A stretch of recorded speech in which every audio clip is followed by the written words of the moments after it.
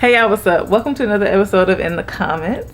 Today we have a very special guest. I announced him last week, so you should already know who it is. This week's topic is really about a lot of people's comments on Black women's bodies and what they're doing with them and what they're choosing not to do with them. We're going to get into a little bit of sexuality. We're also going to get into a little bit of politics, but what else is new? So without further ado, please welcome my special guest, Mr. George, the Conscious Lead. Thank you for coming. So glad to finally sit down and connect with you. We definitely have to do more than this. The people like it, and I thought of you when I was looking at last week's comments. So I'm going to actually bring you an old comment because I know you're going to have the perspective that people want to hear. I talked about it briefly last episode, but we wanted to get your input about the whole Tiana Taylor Normani and come to its defense because it was sexy, because they love what they were seeing on the screen. But these are the same people that have so much to say, so much hate to spew, so many contradictory statements when it comes to what Lil Nas X is doing. And I could talk a lot about Lil Nas X.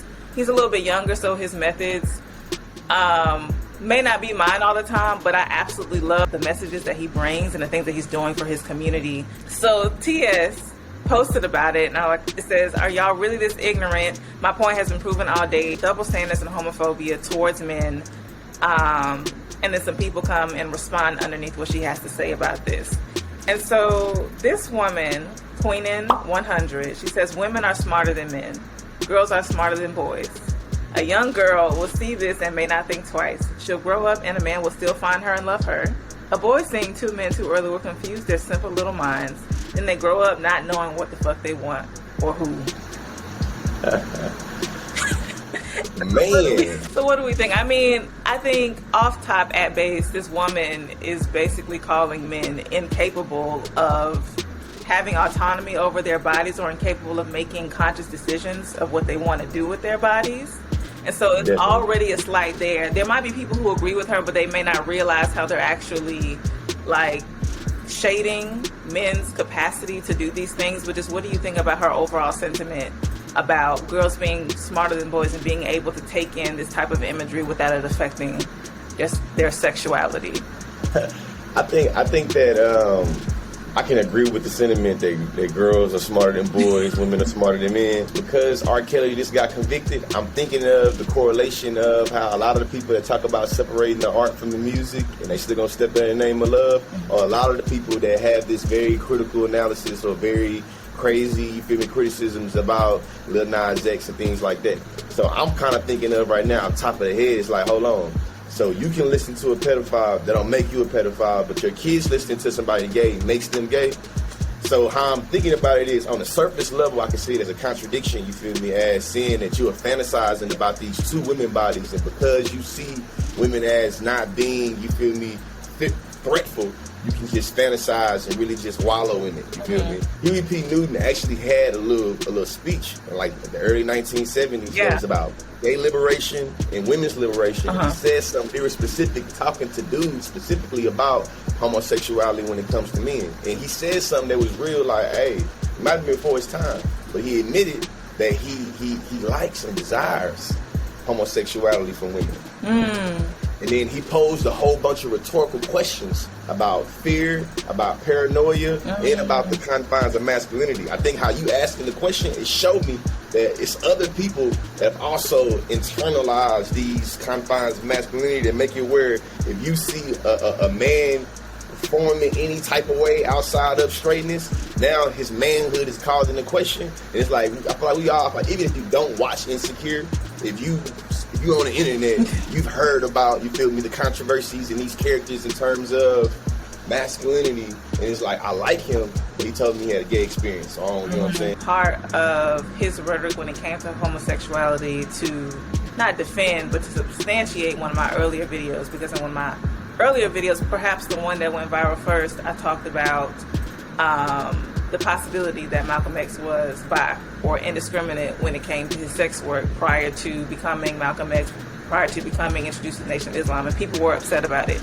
But Huey P. Newton, he said something to the effect of, perhaps the homosexual is the most revolutionary of us all. Same speech. Same speech. Yeah, Same and so speech. like that just struck me so hard. Too. I thought about it. 1971 is when he said it. Yeah, and that's what struck me so hard, because here is the epitome of what these black radicals think is the height of the black alpha man. Somebody like Huey P. Newton having these sentiments, telling them like, yo, like, if you know what it is to be an oppressed individual and how much that makes you want to fight, think about these people who are not even far more, but just more oppressed than us. And then the black ones who have all these identities on top of one another. So at the end of the day, these people are just not making sense, or they're at least not thinking their arguments all the way through, or at least they've been caught up in, like you said, this idea that no part of black masculinity can be flexible or malleable. At all. Otherwise, and really, I go a step further and say I call it plantation politics, because I think that once you start allowing for your sexuality and gender to always already be caught up in productivity, to always already be caught up in how it appeals to mainstream society. An analogy with history, like, they would get you more status in the plantation. Mm-hmm. So I think a lot of times when we start talking about what it means to be a strong black man, and we talk about the gay agenda, and it's like they're emasculating me, mm-hmm. It's like they want me to put me in a dress. You know what I mean? I think that type of ideology, I feel like it always erases black queer people in our community. Yeah. But I feel like also on the flip side, it always uplifts white supremacy. Yeah. That says that in order for you to be black, and for you to be strong, and for you to be pro-black, you can only be black in this way, and this way. I think that when we start defining blackness rigid like that, that's when white supremacy starts to replicate itself. It's like, hey, that's a white supremacist notion of what it means to be a black man. When I start having conversations about like sexuality and sex, I want to get deep and just be like, hey, the first time you experience being turned on, you experience, you know what I'm saying, getting wet, getting hard, did you control it? No. Did you ask for it? No. Did you? No. So when we talk about Normani and Tiana Taylor, you don't know what was aroused and who. Right. And you recognize that, hey, I got two kids. I got a daughter and I got a son. Mm-hmm. I love both of my kids to death. I know I have no control on what turned them on. I don't think how people are introduced to sex necessarily necessitates the direction that they're going to go in, but it does just begin this difficult pathway into understanding it. In the mood of policing black women's bodies or just telling them what they should and shouldn't do, I have a couple more comments for you. If you notice, a couple videos ago I had my hair straightened. Now, I had my hair straightened because I wanted to, number one, but I got a trim. I wanted to do my little blowout, whatever. Like, I just wanted to feel myself. I wasn't even expecting this comment. Tilly GYA, don't know how you pronounce that. What happened to your black hair? Self-hate. That's literally the whole comment. What happened to your black hair? As if I had on a wig, and like that's a whole different conversation. There are so many different schools of thought when it comes to the endeavor for black liberation. We have to be mindful which schools of thoughts we lean into, because it can get dangerous for other communities in a split second. I, for one, you can have a different perspective, like that's what I invited you here for, but I, for one, I feel like we can't fault black Americans for being black and American, because the truth of the matter is we are not straight from the African continent. America within itself is this melting pot of all different cultures, so we have influences on how we live our lives. There are very specific things that signify self-hate, and I don't think straightening your hair is one of them, at least not today, because we have choices. And especially for this person here, they follow me enough to be able to ask what happened to your black hair. So they know I don't typically wear my hair straightened, but the moment I do, it's self-hate? Or is it just me embracing all of the parts of the identity that I am and choosing what I want my hair to look like on a given day? How I see when people create those type of sentiments, I feel like you're giving white supremacy too much power. I don't think, like, I know for a fact that Eurocentrism does not corner the market on straight hair. And when we say things like that, it makes it as if white people are able, I feel like it's giving white people more credit than you want to, right? I think that if you're coming from a traditional pro-black, you feel me, background, regardless of if it's, you feel me, Hebrew Israelite or Egyptian or whatever it is, we recognize that we know that white supremacy and or Eurocentrism overcompensates, right? So I think that once we start attributing whole styles of hair and or like whole textures of hair, as if you do recognize there's people that's in East Africa and West Africa, like they was born with straight hair before European engagement. You feel me? So to me, it just shows that they lost in the sauce when it comes to embracing the multiplicity of blackness and black people. Yeah. But I also recognize they're trying to make a criticism about appropriation and assimilation. And I think that we shouldn't conflate those two things. In this instance, I'm not saying that straight hair is always already assimilation, but we have to recognize the history of black people being forced to conform to particular different aesthetics in the world. You feel me? And just because black women have been able to take something that was forced onto them and make it beautiful, I think that we can't camp like that. And then the last, like, hey, I got 7 sisters. I'm the oldest, you feel me? I got 7 sisters. When we say straight hair, it's like, hey, this is not hair that came from Idaho. This is not hair that came from France. This is some hair that came from another person of color. So I think that when we, you feel me, again, giving like too much credit. You know what I'm saying? Because our hair can do so many things and take shape in so many ways. And any way that we choose to wear our hair, I feel is an act of resistance. Because if we're wearing it in our natural way, or we're wearing it in a way that doesn't meet the standards of the United States of America, we're showing that we can do anything that we want to do. We just choose not to enter and exist in your spaces. We choose not to be bound by your spaces. Now, this person, I'm not even sure where they were coming from with this comment. And I'm nervous. This was to my last video. Like, I just made it this past Friday, and it was about the letter that was circulating on UMass Amherst. Their campus. And so, again, I'm not really sure where they got this conversation flow going, but Uncut Legacy is responding to someone, and she said, and as such, we need to stop teaching our young ladies it's okay to be objectified for the sake of sales and the unprecedented need for public opinion and approval. Can't remember the last time I saw a queen twerk. What they're saying is, like, we can't be sexual and be intellectual. Yeah, I think that one is lost in the sauce of misogyny, or really, really more deeply, you feel me, what I learned in debate when I used to debate these 2 black women from Baltimore, you feel me, they actually the first black women to ever win a national championship in debate. They beat me in my debate partner to win that mother. But I learned so much from them through debating. And what I learned is that when it comes to respectability politics for black women, there's a lot of times this binary is situated. And how I say it now is like it's like ratchet versus respectable. And we don't recognize that when we create this binary of ratchet versus respectable, we ain't recognizing that any woman can be seen as ratchet insofar that the man a man or the world wants to see them as such. I think that because we can recognize that like rape culture existed back when in times when it's like you gotta have on a dress or you have on a skirt, and the skirt, you know what I'm saying, is only showing your ankles. You can go back and read, you feel me, men being on like trains and literally sexualizing a woman's ankle. So this shows, you feel me, that this idea that how you dress or how you move is really kind of a damn if you do, damn if you don't thing in a patriarchal world. We need to stop teaching our ladies it's okay to be objectified, as if the objectification was our responsibility. Oh my God. And so they are, once again, policing our behavior to say that if you behave this specific way, you won't be objectified. And to be objectified is the bad thing. When in actuality, the conversation should be centered on how we can stop normalizing the objectification of women, or allowing women to be sexual beings without being objectified or feeling the need to take ownership of that.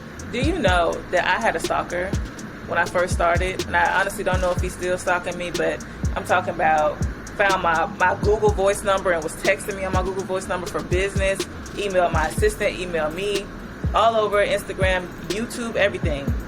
But this man kept sending me the same pictures over and over again of me in some pants. Now the pants were, I was covered from my top to my bottom. They were bell-bottom pants, but just talked about what he wanted to do to me in these pants, how he wanted to get in between my thighs. When it comes to women's consent, it's like, nah, girl.